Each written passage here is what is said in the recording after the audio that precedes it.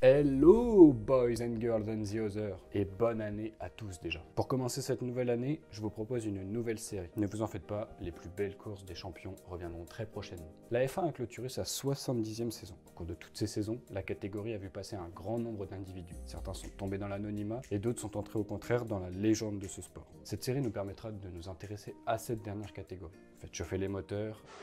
Mettez vos gants, votre casque, installez-vous confortablement dans votre baquet étroit et abordons l'histoire de cet homme qui a réussi l'exploit d'être champion sur sa propre voiture.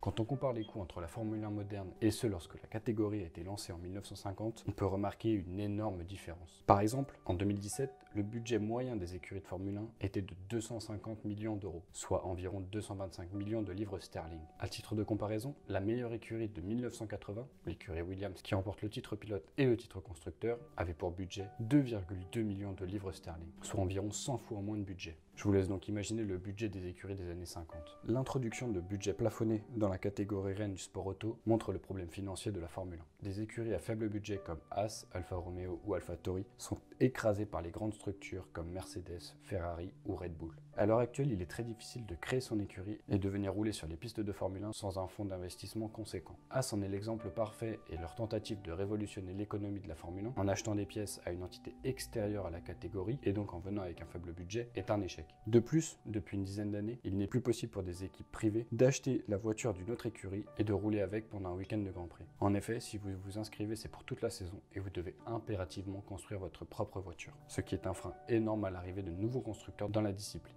Contrairement à la F1 des temps modernes, les coûts moindres des premières années permettaient à de riches investisseurs d'acheter une voiture pour un pilote dont ils finançaient la carrière, ou même carrément de s'engager en Formule 1 avec ce pilote. Et c'est dans ce contexte que nous en venons à parler de l'homme qui nous intéresse, Sir Jack Brabham.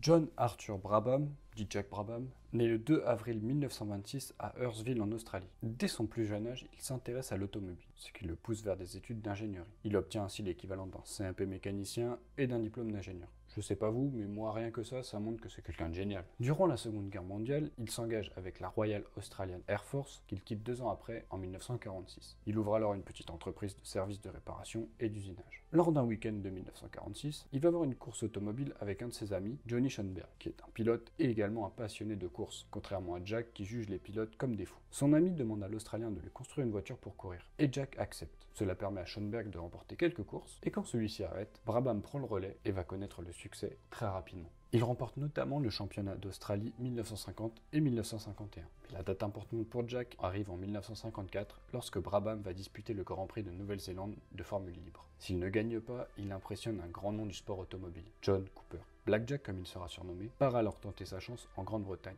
Une fois là-bas, il aide à la construction de la Cooper T40 Bobtail, qui doit être engagée en Formule 1. Grâce au soutien de son patron, Jack Brabham peut enfin prendre son premier départ en F1 lors de l'avant-dernière course de la saison 1955 en Grande-Bretagne. Mais ce week-end est un échec total. En qualification, il est 25e et dernier à 14 secondes du 24e. Et lors du Grand Prix, un abandon au 30e tour stoppe sa course alors qu'il n'avait pas quitté le fond du peloton. Il terminera la saison en F2 tout en participant aux courses hors championnat de Formule 1. À l'époque, la Formule 1 pouvait effectuer des grands prix, ne comptant pas pour le championnat. Lors de la saison 56, il s'essaye à nouveau à la Formule 1, à bord cette fois d'une Maserati, mais abandonne prématurément.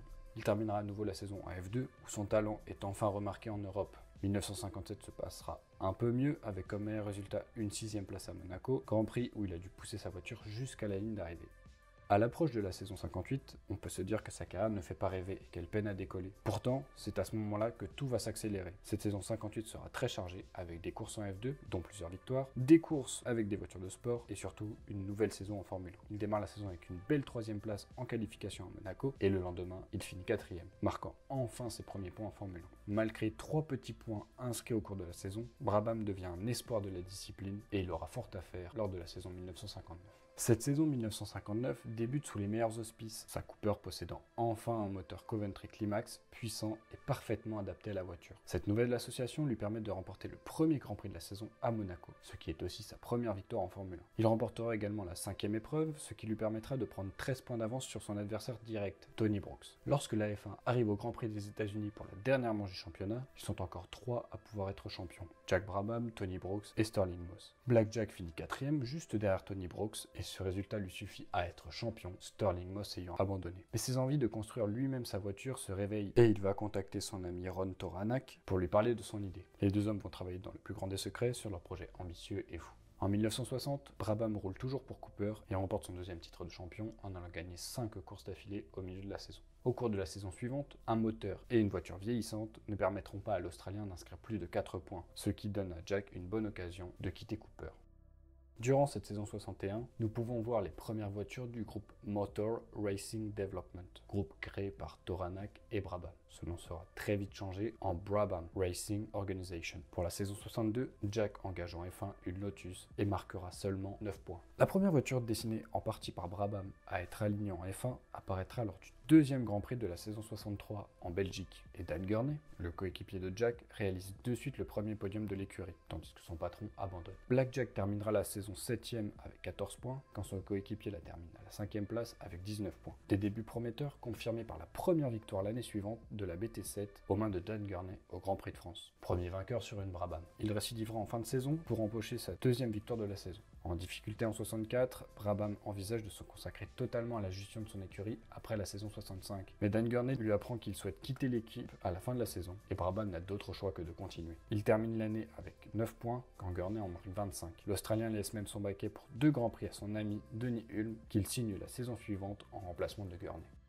La saison 66 est un tournant dans la réglementation de la Formule 1. Il est désormais obligatoire d'engager des voitures de 3000 cm3 de cylindrée. Brabham lâche le moteur Climax, jugé trop lourd, et est forcé de se retourner vers un nouveau motoriste, conseillé par Repco, son fournisseur de pièces depuis 1957. Ce nouveau moteur étant plus léger et plus fiable, l'écurie australienne exploite parfaitement le nouveau règlement, et Black Jack, au volant d'une voiture portant son nom, va remporter 4 grands prix au milieu de la saison. Il est alors le premier pilote à remporter une course sur une voiture de sa conception, ce que seuls 2 pilotes arriveront à faire dans le futur, Dan Gurney et Bruce McLaren. Fort de ses 4 victoires de rang, l'Australien arrive en Italie en ayant la possibilité d'être titré, son seul adversaire étant John Surtees, le champion du monde 64. L'Australien abandonne durant ce Grand Prix, mais l'Anglais en fait de même quelques tours après. Il est alors mathématiquement impossible de le battre ou même de le rejoindre, et Brabham remporte un dernier titre au volant d'une monoplace de sa conception.